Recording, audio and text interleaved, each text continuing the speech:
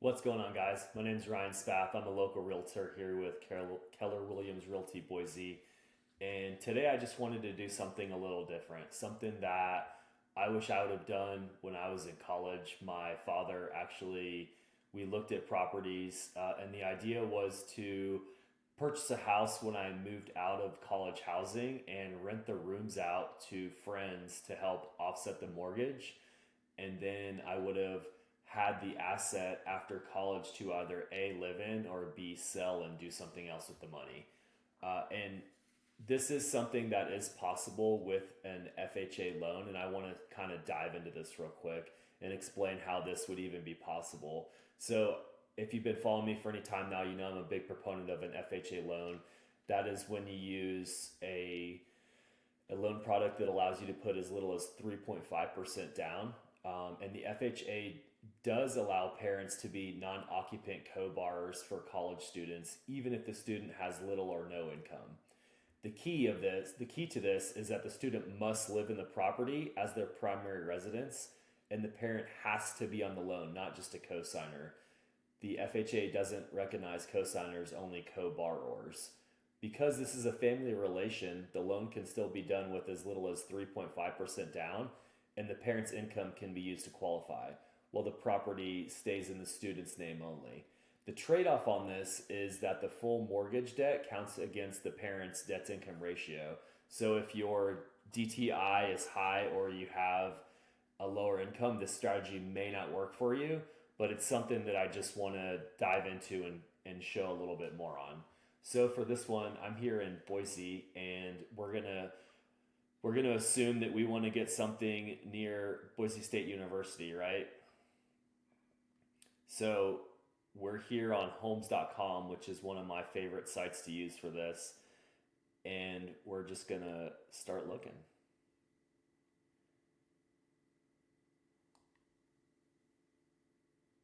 So let's find Boise State. So here's the Boise State area.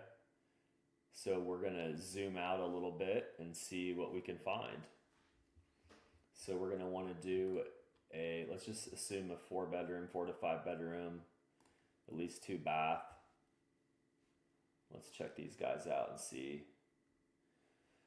what we can find here. Let's even maybe put a budget in. Say our budget's up to 600 grand.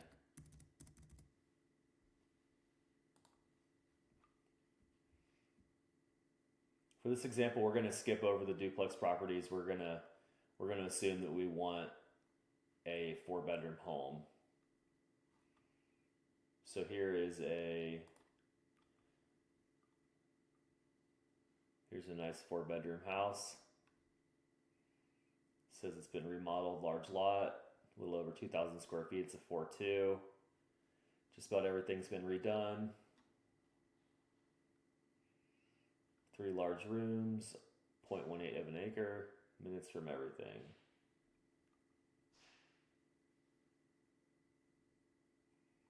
Let's see if we're learning anything else on here.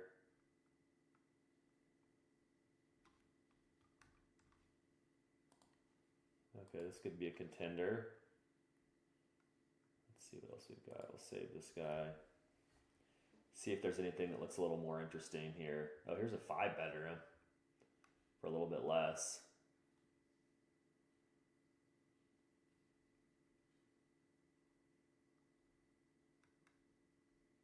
Let's do this 5 bedroom.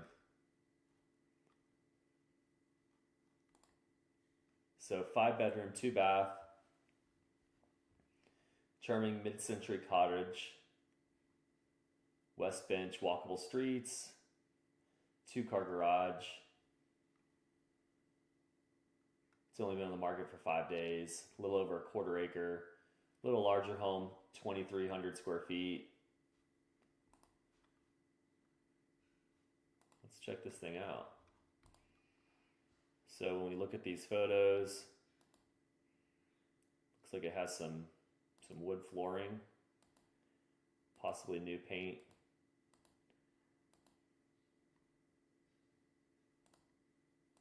Stage super nice.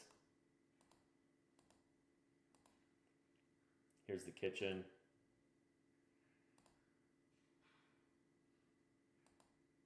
say it's got a little bit up to date. It's not, you know, we'll say it's been well taken care of. Looks like here's a bedroom, bath.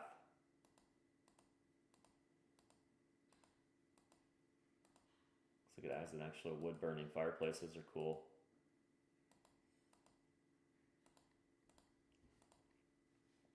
Washer dryer, large backyard.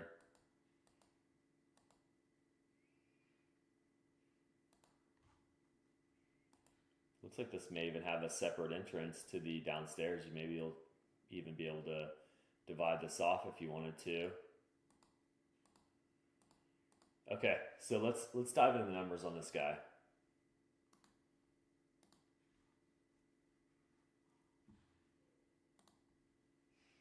Okay, so 525 purchase price. We're going to come here. This is my investment cash flow breakdown sheet. This is pretty much what I use to analyze all the properties for myself and clients.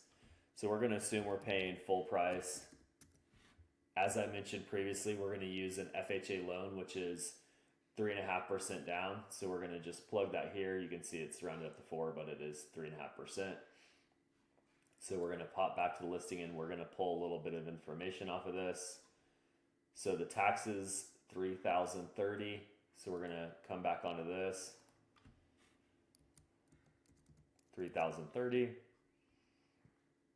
The insurance, we're just going to guess $1,200. It's probably going to be a little bit less than that, but I always like to just shoot a little bit high on these things to make sure that I am pleasantly surprised in comparison to being pleasantly mad.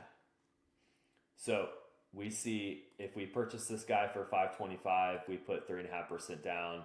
Our closing costs are typically 1 to 3%. That's going to be $13K. The 3.5% of the $525 is going to be $18,300. So our total out of pocket on this, assuming we're unable to negotiate any type of concessions, are going to be $31,500. We're just going to assume that our interest rate is going to be 5.5%. There's going to be a lot of variables that are going to come into this, but for this example, this is the assumption that we're going to make. So our taxes, as previously stated, $3,030. It's going to come to $252 a month, and our insurance $1,200 a year. What's going on here? And that's going to be about $100 a month. So our total monthly payment on this is going to be $3,461.26. This does include the mortgage insurance premium, that monthly amount that we're going to have to pay for using an FHA loan. This never falls off either, so that's something to consider if this is the kind of product that you're going to want to use. So in this example, this is a 5-bedroom home. So let's assume that we're a college student and we have 4 buddies that we can rent these rooms out to. So instead of a unit, we'll just say room 1.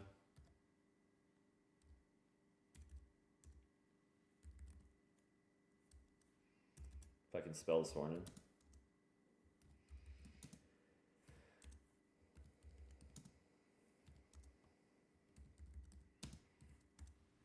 And remember, we're going to live in that 5th room because we are the college student that is going to BSU, and we're going to rent these rooms out to our 4 of our friends.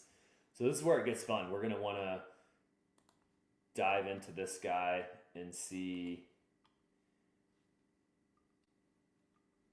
exactly how much money we're going to be able to get for rent on this thing. So something that I'm going to do to check this out, I'm going to go on Zillow, and I'm going to want to see how much we can get for rent by the rooms in this particular area. So we're going to go to rent. It looks like the particular zip code of this one was 3704. So let's see what we can find here. So we're going to click room.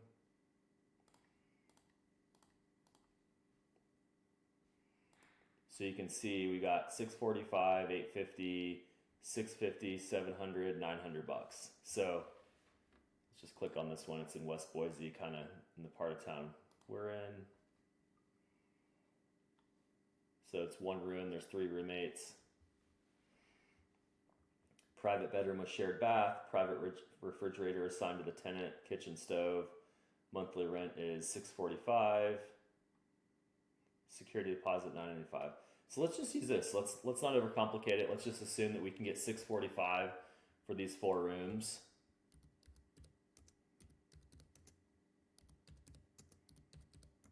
So you can see we're going to get $2,580 in rents. So when we look over here, we now see that it's not going to cost us much at all to live in this property, right? Because our total pocket is $3,461.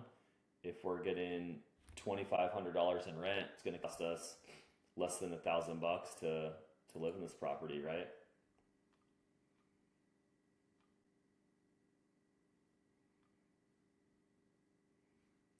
So about $700 a month to live in there, to own a property and rent it out. So pretty good deal, right? One thing to consider if you are going to do this is, yes, this is going to take a little bit of work. This isn't going to be for every student, and there could potentially be a lot of liability on whomever was going to be the co-borrower on the loan. So we're going to want to do several things. We're going to want to make sure we have the right type of insurance on this property, and B, we're going to want to make sure that every occupant of a room has the proper rental insurance. And we're also going to want to make sure that we have an airtight lease that all the occupants are going to sign, whether that be a 6 or 12-month lease. Yes, these are going to be friends of whoever does own the property, but we want to make sure that we take all the proper legal steps to protect ourselves, A, against liability, and B, against people just up and moving out, right? Like, this is no different than if you were to rent from a large apartment complex that is on campus. It would just be privately owned by whomever chooses to exercise this strategy. If this is something that you're interested in and you would like a little bit more information on, please reach out. This is the kind of stuff that I love to help clients do.